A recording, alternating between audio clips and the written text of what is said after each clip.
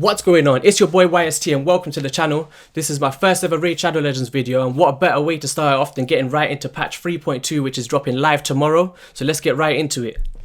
Starting off, we've got King Garok, legendary force attack orc champion.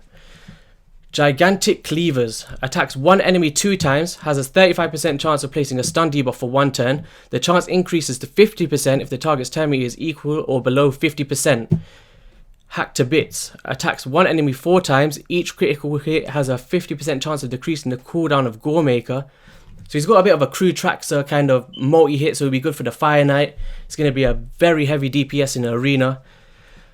Attacks all enemies, will ignore 20% of each target's defense, will ignore a further 5% of defense for each buff on the target.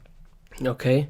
Increases this damage speed by 6 and crit damage by 7% for each enemy this champion kills in a round. Stacks up to 30%, plus a 35% crit damage stacks will reset if this champion is killed. Whenever this enemy champion is revived, fills this champion turn meter by 5%. Okay. So he's going to be a heavy DPS. So if you're going to be going for the fusion, I think he is the fusion champion. So if you can go for it, it's a fragment one. It's arguably easier than the other ones, but each to their own. Let's dive right into Roxana then. Legendary magic attack champion from the Lizardman faction.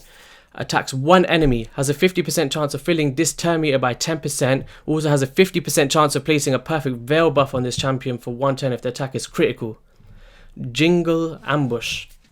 Attacks one enemy, fills this champion's turn meter by 50%, has a 75% chance of placing a stun debuff on the target for 1 turn when attacking while under a veil and perfect veil buff. Has a 75% chance of placing a sleep debuff on the target for 1 turn when attacking without veil or perfect veil. Okay, so throw him in with a Duchess or anyone who does a veil, he's going to be doing well, alright? Okay. Place a block debuffs, 25%. Overall, he looks very strong, alright? Okay, I am Braugo, legendary spirit defense orcs champion, Molten Pummeling. Attacks one enemy, has a 20% chance of decreasing the duration of all buffs by 1 turn. Then places a 60% increased defense buff on all allies for 3 turns. Then attacks one enemy, has a 75% chance of placing a stun debuff for 1 turn. Has a 75% chance of placing a stun debuff for 2 turns if the target is under 2 or more buffs. Okay. Attacks all enemies, has a 50% chance of placing a provoke debuff for 1 turn. Also places a 50% decreased attack debuff on all enemies if I am Braugo is under an increased defense buff. So it kind of works with his fearless charge, it counteracts, alright. Increase the defense of all allies by 10% of this champion's defense as a passive, and increases ally defense. Doom Tower, okay, so he's made to help you sustain through the Doom Tower, other content. Alright. Melga Steel Girdle. Epic Spirit HP Dwarfs champion. Let's see what she's doing then. Attacks one enemy, has a 50% chance of removing 1 debuff from a random ally. Okay, it's a bit meh. Places a shield buff on all allies for equal for 20% of this champion's max HP for 2 turns. Also places a 15% continuous heal buff on all allies for 2 turns. This is great because in the Dwarves faction, as we all know, there's very small amount of champions that can help you get through this. And to have one that's got a shield and continuous heal, it's a big help. Glorious Return, basic, revives 2 random allies with 20% HP and 20% turn meter. Once ascended, revives 2 random allies with 20% HP and 20% turn meter. Also places a shield. Okay, this champion is going to be great for faction wars. It's going to be great for the Scarab when you're using shields and revives. It's going to be a great one, and it's not legendary either, so booking it doesn't look too complicated. As long as you've got some in your vault, it should be alright. Chancellor Yasmin, epic force support bannerlord. Basic, attacks one enemy, places an extra hit if the target has no active buffs. Heals all allies by 40% of their max HP, heals by 60% instead if the ally has 50% HP or less. Whoa. That's got Apothecary V2 written all over it. We've needed not needed, but if you've got an Apothecary and you pull this champion, you might want to consider swapping it around. Lulling Chant, has a 50% chance of removing all buffs from all enemies, then places a sleep debuff. Okay, so she's like a Madam / Apothecary thrown into one with a bit of sleep. She's going to be very, very good champion. If you just stack her with some accuracy, stack her with some sustain, she's going to be a great champion in arena and all around. I can see her being used in a lot of places for early to mid game and even some late game things. Okay, Vogoth. That's a reskin of that rare that they had for the fusion before. Rarity epic, of course. Spirit, HP, Undead Hordes. Attacks one enemy 3 times, each has a 30% chance of increasing the duration of a random debuff on the target by 1 turn. Attacks all enemies, has a 60% chance of placing a provoke debuff on all enemies for 1 turn. Also has a 60% chance of placing a decreased attack. Provoke, whenever this champion is attacked, heals all allies by 50% of the damage received. Only heals by 25% of the damage received from boss attacks. The champion only receives half of the heal than all other allies. Okay, that's fine. When attacked, places a leech debuff on the attacker for 2 turns. If the attacker is under provoke, debuff placed by his champion also has a 75% chance of increasing the damage. Okay, so he's a kind of slash decrease attack, provoke, leech champion. We got to see how he's going to work, you know, his base stats and everything. Mina, magic attack barbarians champion. Disciplined Staff. Attacks one enemy. Has a 35% chance of placing a stun debuff for 1 turn. Attacks all enemies. Has a 75% chance of placing a 6 decreased defense debuff for 2 turns. Steals 75% of the turn meter from the targets under decreased defense. Decrease the turn meter of all enemies by 20%. Has a 75% chance to placing a stun debuff for 1 turn on enemies who have their turn meters fully depleted. Fills this turn. Okay. Before we had Tyro. We've had Stagnite, we've had your Madam Ceres. I feel like there's a lot of champions that's coming with this decreased defense. So if you're still struggling with decreased defense for your waves and dungeons and everything, these champions are great because it gives you more chance of getting a champion where it's before it's just a very niche 3 or 4 that of epic category, not including legendaries, that could do these sort of things with like a high defense. Okay, Ursula the Mourner, she looks cool. Rarity epic, void, so she's going to be a bit harder to get. Bannerlords. Attacks one enemy, has a 40% chance of decreasing the target's turn meter by 10%. Attacks all enemies, has a 75% chance of placing a 50% decrease attack again. Also places a 50% increased attack buff on all allies for 2 turns. Okay. Revives all dead allies with 75% HP, then fills their turn meters by 50%. Also places a 60% increased defense buff and a 25%. This champion right here, you're going to want to pull her if you can get her, if she's part of any fusion. If there's a 10x event, you're going to want to get this champion, especially if you don't have a reviver.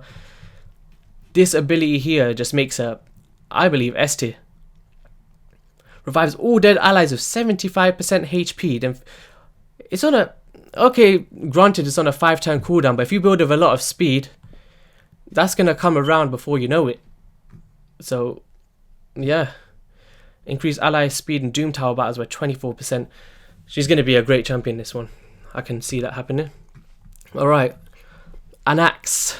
Undead Hordes again. Attacks one enemy 2 times. Each hit has a 30% chance of placing a 60% decreased defense debuff for 2 turns. Attacks one enemy 2 times. Each hit has a 75% chance of placing a 50% decreased accuracy and a 5% poison debuff for 3 turns. Attacks one enemy, has a 75% chance of placing a weaken. Okay. Places increased defense on his champion for 2 turns if the H3 drops before H75%. Places increased attack. Okay. Overall, solid champion again. Not really much I can say that's bad about that one. Who is coming up with these names in Pelarium, please? All I'm saying is that they need a raise or something because a lot of creativity went into this one. Farkan the Fat. Okay. Spirit Barbarian Champion. Attacks one enemy, has a 40% chance of placing a 60% increased defense or decreased defense, debuff for 2 turns. Attacks one enemy, 75% chance of placing HP burn. Viable for your Frost Spiders in the Doom Tower or anywhere that you use a burn. Poisons, crit rate, crit damage. Okay, so this ability here, when he attacks with all allies like a Longbeard, is you can start building your champions with only 70% crit rate and just throw in that crit damage all onto him because he's going to give you that crit rate buff anyway. So that makes him very, very viable in the arena or anywhere that you want to use an ally attack. Deflects 20% of all incoming damage this champion receives onto all allies. The damage will be spread equally across all allies. Okay, it's not too bad. Druk the Pierced, epic magic defense orcs champion. He looks sick. Attacks one enemy 2 times, each has a 30% chance of placing a 50% decreased accuracy debuff. Attacks all enemy has a 75% chance of placing a decreased attack, and also a 75% chance of placing a decreased defense. That's a good move, because you're getting your decreased attack and your decreased defense in one ability. This guy just screams clan boss. So it's on a 4-turn cooldown, so if you get him at a 4-3 ratio, he's going to be able to get that on quite consistently. Or you might want to throw in another one, but as like a backup one, you know, he's a good champion. Places a provoke debuff for 1 turn on the target enemy. Also has a 75% chance of placing a provoke debuff for 1 turn on 2 random enemies. Places a reflect damage, unkillable buff on the champion for 1 turn. I would prefer it to be on all allies, so you can get the Fire Knight shield down a bit quicker, and you know, it's going to be like a 1 tick with just that. Sanguina.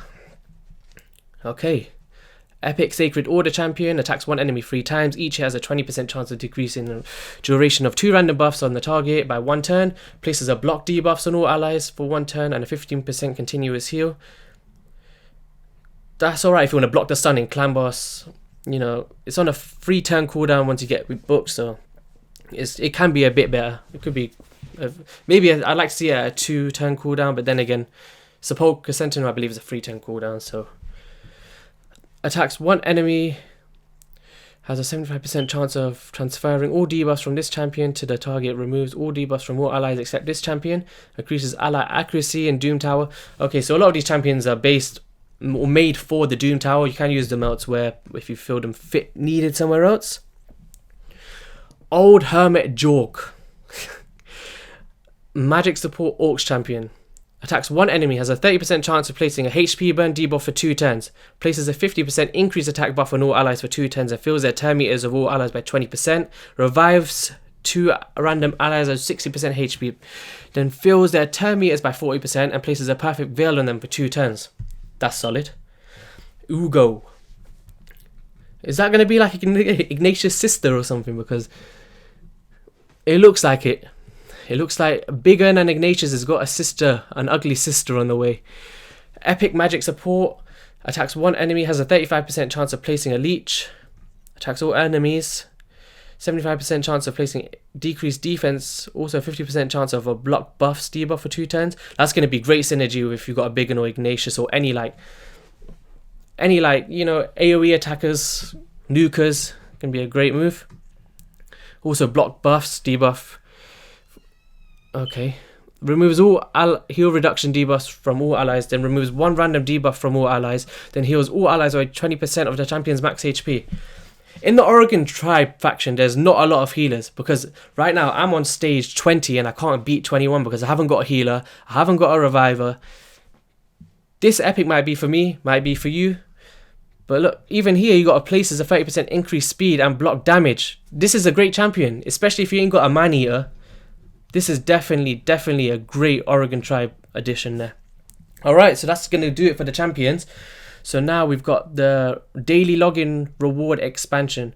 This will be the last addition to the daily login rewards, but fear not, it doesn't mean you'll no longer get anything. Okay, so we're going to get new daily logins. It's reading like every month or whenever or whatever their time frame is, it's going to reset and reset and reset, and they're going to keep dumping the rewards into it. So it should be a lifelong thing now, if I'm reading this correctly. If I'm wrong, just let me know in the comments. More champion space and more artifact space. My God, thank God for that. The amount of times that I've had to sell hundreds of pieces whenever I'm doing takeovers for some people in my clan. Loads of pieces are getting thrown away because we haven't got the space. We all know Polarium though. We are not getting this for free, so they're going to be throwing the silver, they're going to be throwing away our gems. So just be prepared. If you want to open up some champion space, you better start saving your gems. Because the silver one is probably going to be in the high millions, because it's Polarium, that's what they do. Okay, and clan boss battles will always start in manual mode rather than auto battle. Okay, that's just a minor fix. Alright, that's going to be all for this video. If you're excited for patch 3.2, let me know in the comments which champion you're going to be trying to get. Hopefully there's a 10x for some of them, because some of them are going to be not game changing, but they're going to be great additions to the account at least. And Subscribe, like, comment, all that good stuff. And I'll see you on the next one. Peace.